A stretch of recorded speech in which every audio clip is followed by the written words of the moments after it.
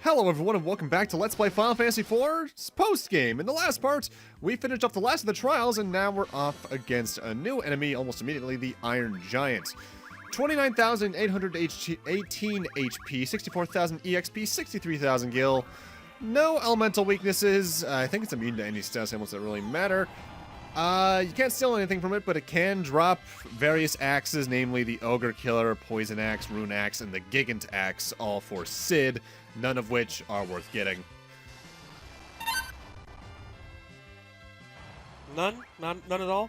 The Gigant Axe is powerful, and I think it has a chance of inflicting poison, but it's nothing too substantial. And oh, hey, the other enemy already.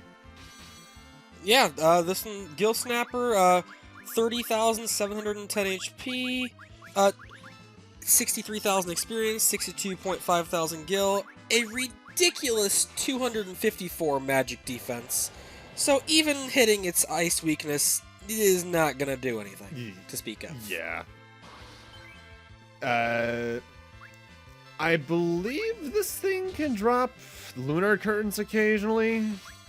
It can drop Lunar Curtains and Maximilian, which is an armor for, I believe, Sid. Yeah, that sounds about right. I think you can find that in a chest somewhere in here as well, but hey, if you can't find it, you can't find it. If you can't find it, you can always, get that sweet 0.4% drop chance.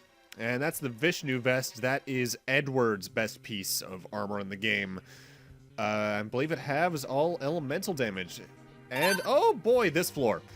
This floor is easily the most maze-like in the area, because the final trial that we're in, so to speak, after the Twins trial, is just 4 floors. We saw one last part with the Brachiorytos. Now we're taking care of the other 3. So I can say I showed off every area in Lunar Ruins. Although, I should note with that, once we get to the end of the area, I am going to be leaving and then backtracking back here. A, to get any floors I missed along the way, and B, so I can have the party I actually want for the final super boss. Oh boy, this is the Proto Death Mask. 31,415 HP, 62,000 EXP, and gil, no elemental weaknesses, no real status ailments you can use on it. You can eventually get lunar curtains and glass masks from them, which I believe are decent. The big thing to note is that, like the death masks, they will, I don't know, unlike their deathmatch cousins, they'll never cast Reflect on the party. So that you can, reflect your healing to it. It'll use heal on itself occasionally, though, so watch out for that. But that will ignore its own Reflect. And it can also cast Death on you, so yeah, deadly. Deathly. Hollows?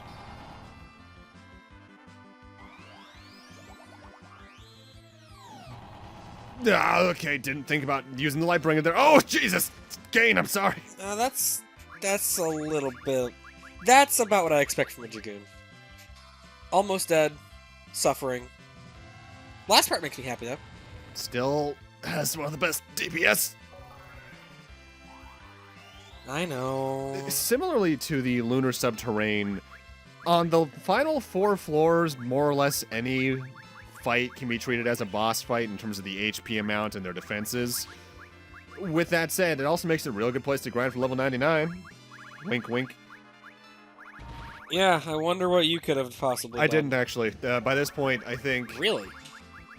By this point, I think only 2 characters don't have level 99, and I don't care to grind them up because there's nothing in it for me at this point. I accidentally overgrinded trying to get everyone up to a certain level, so I ain't doing that again. Satisfaction? There's no trophy for it, so what do you mean satisfaction? Smile. But you're so close to being done. Real talk, though, if that was a trophy, if the PSP games had trophies, I would be all over that shit. Thank God they only started doing that with the Vita. Yeah, I figured. Because, God, I have brain spiders. Completionist issues. Yep. Ooh, a ribbon. Ooh. I mean, I already have enough of those, but hey, I'll always take more. Good magic defense and boosts to my elemental, not my elemental immunities, my status immunities. It's weird, though. I think the final 4 floors, barring the Brachiorytos floor, are some of the least interesting in the Lunar Ruins because there's no unique puzzles or mechanics here. It's just straightforward floors. And behemoths. Oh boy, King Behemoth. 29,834 HP, 64,000 experience, 63,500 gil. Once again, 254 magic defense, because they want you to suffer. Yeah. And they can drop the Avenger and Tiger Fang, both of which are weapons. I believe the Tiger Fang is, it's bugged in the first North American release, as well as the Japanese release? Yes. Because it never paralyzes, which is one of the main points of it. Yep. The claws had problems in the early versions, be it Super Nintendo or even GBA. That's what I like about Final Fantasy VI. I believe the claws are just used for elemental properties versus Sabin's actual damage. Alright, here we are at the end of the road. With that said, I ain't bringing Palamporum and Sid into this final super boss, so I am going to use this exit point to warp all the way back out, and we're going to take care of any floors we didn't see along the way through the dungeon here, because, well, straight ahead of us is the final super boss of all this. Now, I don't offhand remember where these floors are. Like, I think this might be in the Edge segment, but I'm not entirely certain. Like I said, the way I'm going to be editing this, which area this is and the number for it, out of the total of 5 or 4, per person, will be noted in the top right corner. Because there are a lot of floors, and I can't humanly remember them all off the top of my head, which goes where? Oh, there's a new katana for Edge, though, one of the better ones in the game, I believe. There's at least 6 floors. Yes. I don't like that music. Hey, Grudge Puppets. These have 18,929 HP, 32,000 EXP, 20k gold. No elemental weaknesses. You can potentially pig them, but at that point you might as well petrify or use instant death on them. They can drop decoys. And that is it. Very bland enemies. They're one of a few you can find in this area. And if you just want to finish the area, you can just go to the door. But the entire thing with this floor, I believe, is that you need to take out all the doll enemy types to get an item at the end of it. I don't like doll enemy types. What do you mean? You don't like getting turned into a Kalka and Brina if you're one of the 2 DPS No! while the healer and tank are just like, ah! No, in fact I don't, actually. It's only a level 60 dungeon. Whoa! Frame 1 encounter. Speaking of puppets and doll enemies, the Death Puppet. 60,702 HP, 64,000 experience, 63,000 gil. No elemental weaknesses, however, don't use magic on Death Puppets, because otherwise it'll hit you with Piercing Laser. Mmm. Tasty. Lasery. Please, may I have another? No. Oh. No, you cannot. Despite them having boss music, though, they can hurt a little bit, but they're not inherently hard. Mind you, I'm also basically max level. If you were at your 80s, I could see at least the Death Puppet causing some problems. Death Puppet large. Yeah. Also, I should note this is also the shortest part of the post-game because there weren't too many floors left to show off. For doing that, we get the Nirvana Staff. I believe that is Rosa's. No, that's Porum's best weapon. Well, if her spirit wasn't maxed before, it definitely is now. Alright, and here we are. Let's take a look at our final party before we head in. I am bringing in Yang, Porum, Cecil, Rydia, and Kain.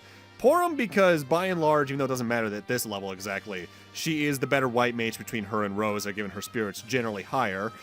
Yang I'm bringing in because he is one of the highest DPS fighter characters, especially if you use his charge ability. Rydia has summons and black magic that speaks for itself. Kain, being a Dragoon, same thing. High DPS with a jump and Bad. the... What? I said bad. Oh. I was like, did I say a pun and didn't realize? Alright. Who awaits us at the end of... Hey, that looks like the flame of Zeromus from the final dungeon. Nah, couldn't be. I hear a mysterious sprite origin. Final super boss for the post game is Zeromus EG. I'll talk about the origin of this sprite in a moment, because there's a couple strategies you can do for this fight. The strat I believe I'm doing here is to use a Spider Silk from the start, have Yang always use Deadly to deal triple damage, Rydia use Bahamut because it's non-elemental damage, attack with the Ragnarok on Cecil and the Abel's Lance on Kain to potentially have their spells proc. Porum will heal, Hasten Blink when needed, and that's about it. With that said, there is technically an easy mode for this fight you can do by using the Lunar Summon books that we've gotten throughout the trials. If you start from the Lunar Dragon book, he'll be inflicted with the status ailment.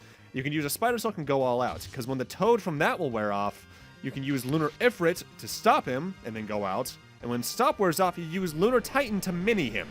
Then you use Levitate, Lunar Leviathan for slow, and at that point it should probably be dead. You basically kill it by not allowing it to do anything like it's the Blue Mage Freeze ability in 14. Where do you work out? At the library. With all the books, basically. Yeah. With that said, Zeromus EG's stats. He has 200,000 HP, no EXP or gil, level 10,000, what the hell? Can only drop potions, but he won't actually ever drop anything. He'll always open with Big Bang, and then with Toad and Mini in a combo, likely aiming those at Kain and Cecil, I should note. It'll also often double cast Osmos and Drain, and even though they're pretty weak, that means he'll follow up with Whirl to potentially kill you. He'll also use a lot of the beast-type party-targeting elemental attacks like Earthquake, Tidal Wave, Tornado, Flame, Lightning. With that said, you know he's getting low on HP when it starts casting Absorb as basically at every turn it gets, which will ignore Reflect and heals based off his current HP. Healing on bosses. Fun times. Yeah. Okay, actually, I found the exact AI script. Big Bang, Toad Mini combo, Tornado, Flare, Drain, Osmos, Earthquake, Lightning, Flame combo, and then it loops. Once low on HP, it's Tidal Wave and Tornado, a 2-hit physical attack, a 5-hit physical attack, Fyra, Blizzara, Thundara combo, and then it uses Black Hole to reset stuff and loop. If you're in Phase 1 and you hit it with Black or White Magic, it'll target itself with Reflect. If it's hit by anything in Phase 2, it'll target itself and use Absorb. Easily one of the most damaging attacks it has, though, is a multi-hit physical attack that only does in like the last 10% of its HP, which can do around 8,000 to 9,000 HP. With that said, it's not exactly hard. And as for the origin of this sprite, I briefly mentioned this in the main LP with Kenny. When Final Fantasy IV was released, it had a bit of a weird Super Nintendo release history, where it had the original Japanese SNES version, then it was dumbed down a little bit and ported over here as Final Fantasy II. But then they took that dumbed down version, dumbed it down even further for really young kids, and ported it back to Japan as Easy Type, and they just replaced Zeromus' sprite with this thing for some reason at the end of the game. I don't get why, but they did. It's a cooler design, I'll give it that. The random lady on the center is a bit odd, but it's at least more cohesive than the original design. But yeah, honestly, yeah, no, you go first. I'm just staring at the sword, like, that looks very deadly. It's also insanely detailed. Yeah, insanely detailed, and just all the spikes and things on it, and, The dick teeth are a little weird, though. Why are you like this? Good question. Yeah, though, that's honestly all you need to do for this fight. It's not, if you've gotten this far, you'll probably have a good enough equipment setup or strategy, dominant strategy in that it shouldn't cause you too many problems even if you don't do the Lunar Book strategy.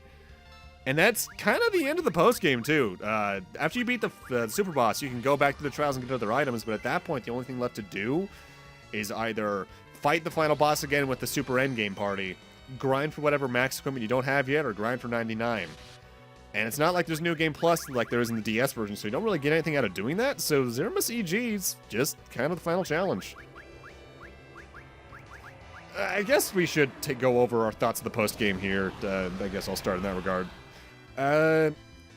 I think the trials are interesting enough on a first playthrough for the post-game, but between the random floors that you can potentially get in the Lunar Ruins lacking consistency, And the trial is having very little to do with the characters. I think this post-game is honestly not great. I think 5 Advance has probably the best post-game out of any of the GBA versions of the Super Nintendo Final Fantasies. And you can clearly tell they based a lot of that off of what worked and what didn't in this. It's sad, but even though I love FF4 to death, the post-game is just not something I like to do. It's not very worth my time. What did you think about it? Well, I was only here for, what, 4? Yeah, the last 4. Yeah, the 4 parts, but from what I've seen, a lot of what you said, the trials, they look interesting enough to do once, but looked extremely tedious and unnecessary aren't the right words, but it's the closest thing I can think of. Flavorless? Flavorless, that's a good one there. Like, the Kane trial, I found really interesting. Despite, me, Dragoons, ha ha ha ha.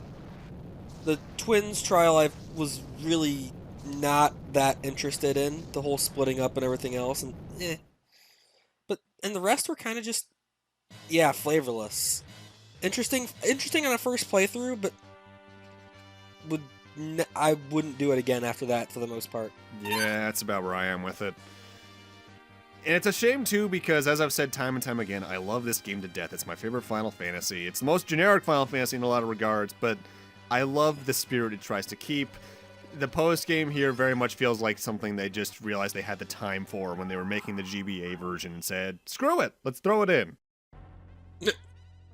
So let's end this by getting off this damn moon. I am tired of its shit, and frankly speaking, I am sick of the Lunar Ruins. Go die. And I know just the way to do that. We've got a giant ship. Let's ram this shit. I